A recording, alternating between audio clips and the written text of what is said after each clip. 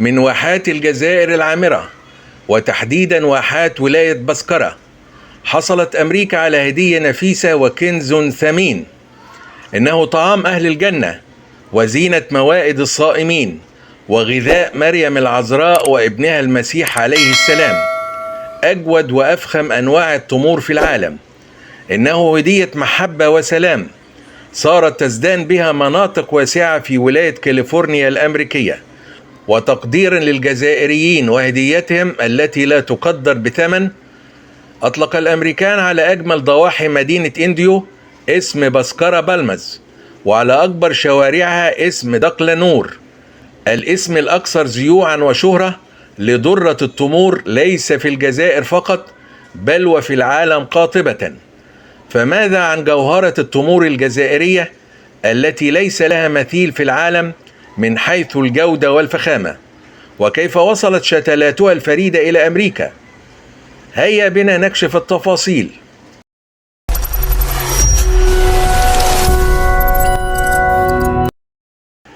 أهلا بكم وكل التحية لحضرتكم.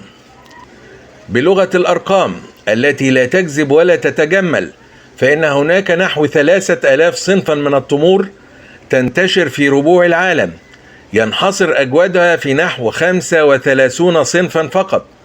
تستحوذ الواحات الجزائرية على نصيب الأسد منها، موزعة في 16 ولاية بالجنوب الجزائري. يأتي في طليعتها ولايات بسكرة وورقلة وأدرار وغرداية وبشار، ثم الأغواط وإليزي وبتنة والبيض والنعامة وتيندوف والجلفة.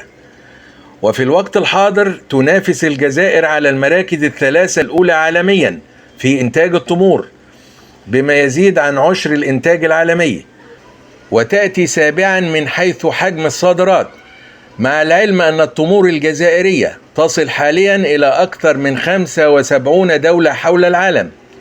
وتعتبر دقلانور أو أصابع الضوء درة التمور في الجزائر بل وفي العالم كله، وهنا الموطن الأصلي لها، حيث تمتد عبر واحات ولاية بسكرة أهم وأكبر مزارع هذه الثمرة الطيبة المباركة، بل بالأحرى المقدسة، والتي تتسم بطراوة فريدة وملمس ناعم وشكل طولي يميل إلى البيضاوي ولون بني فاتح.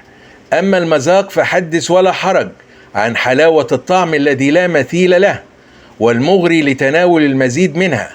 وقد جاء اقتران اسمها بالنور، كونها تبدو ذهبية مضيئة من منتصفها عند تعرضها لضوء الشمس.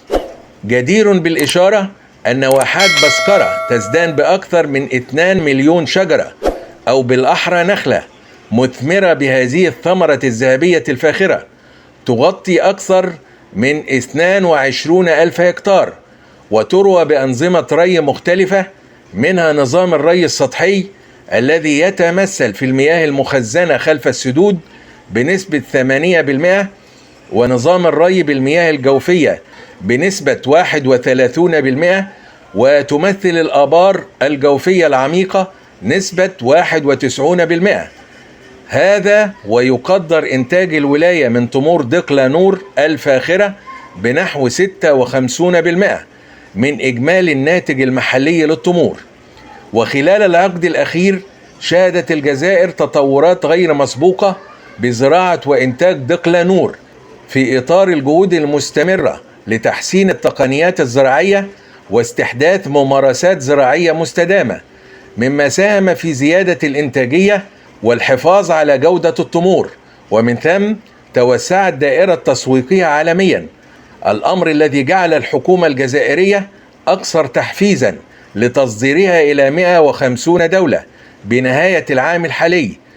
ولأهمية تمور دقلانور والتي سنأتي على ذكرها لاحقا، سعت الولايات المتحدة الأمريكية على نقل بعض شتلاتها من بسكرة لزراعتها في الأراضي الأمريكية، ولم تبخل الجزائر على أمريكا بهذه الهدية النفيسة، بل أعطتها عن طيب خاطر وبلا تردد.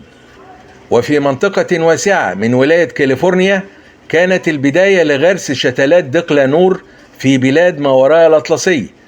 لقد نجحت التجربة وحققت ما لم يكن في الحسبان، وفاض النخيل بثماره الطيبة ذات الجودة العالية. وتقديرا للهدية واعترافا بأصلها الجزائري، أطلقت الولايات المتحدة الأمريكية اسم دقلانور على المنطقة التي أثمرت فيها الشتلات، وهي الواحة العامرة على تخوم صحراء أنديو. وكذلك أطلقت اسم الجزائر على أحد الشوارع الرئيسية، وأيضا أطلقت اسم طولقة على شارع آخر. ومن المعلوم أن طولقة هي المنطقة الأغزر إنتاجا لتمور دقلانور في ولاية بسكرة، بل وفي المعمورة الجزائرية. وكانت السفارة الأمريكية بالعاصمة الجزائر قد أصدرت مؤخرا تقريرا حول أواصر التعاون والشراكة بين الولايات المتحدة الأمريكية والجمهورية الجزائرية، تطرق إلى هدية الثمرة المباركة. ومن أبرز ما ورد في التقرير أن تمور دقلانور الجزائرية هي المفضلة لدى المزارعين والمستهلكين الأمريكيين، وأن نحو 95% من إجمالي الإنتاج الأمريكي يعتمد بالأساس على شتلات مستوردة من الجزائر. أمكن التوسع في زراعتها بوادي كوتشيلا في ولاية كاليفورنيا، والذي يعود الفضل الأكبر في ثراء تاريخ الزراعي إلى الجزائر بحسب التقرير الأمريكي، حيث المناخ الصحراوي المناسب للنمو الشجري وغزارة العطاء الثمري. وأضاف التقرير أن المزارعين والمستهلكين على السواء يفضلون صنف دقلانور ذو الأصول الجزائرية، والذي تصل القيمة الإنتاجية السنوية له في الولايات المتحدة إلى نحو 100 مليون دولار. وكان الباحث الأمريكي لويس لامور قد أشار إلى أن سر نجاح التجربة الأمريكية في إنتاج التمور ذات الجودة العالية يكمن في تطبيق المقولة السائدة لدى سكان الصحراء الجزائرية، والتي مفادها: لا يمكنك محاربة الصحراء، بل عليك صداقتها والركوب معها. والسؤال الذي يطرح نفسه: ما الذي يجعل تمور دقلانور الجزائرية تتصدر القمة بلا منازع بين كل أنواع التمور الأخرى؟ أولا، لأنها المصنفة عالميا باعتبارها الأفضل والأميز والأطيب مذاقا، وتأتي في الطليعة بين كافة أنواع التمور المعروفة وفقا لموقع تاست أطلس، وهو الموقع العالمي الأشهر المتخصص في الأكلات الشعبية. ثانيا، تشكل وحدها غذاء شبه متكامل غني بالمعادن والفيتامينات والسكريات والألياف، وكثير من أنواع العناصر الغذائية والصحية التي لا غنى عنها للنمو السليم. ثالثا، تدخل في تحضير أنواع لا حصر لها من الحلويات اللذيذة والمأكولات التي تناسب جميع الأذواق، ومن ثم لا تخلو منها مائدة طعام في إفطار وسحور رمضان، فهي من صميم التقاليد الغذائية لدى عموم المسلمين في العالم، أسوة بالحبيب المصطفى صلى الله عليه وسلم الذي لم تكن تخلو مائدة طعامه من التمر.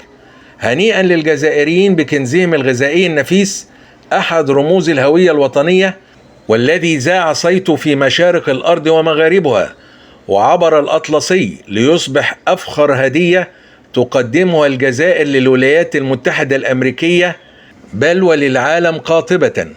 نرحب بتعليقات مشاهدينا الكرام، ونأمل أن تتسم التعليقات بالآراء الجادة التي تحظى منا بكل تقدير واحترام. ولا تنسوا الدعم والاشتراك في القناة.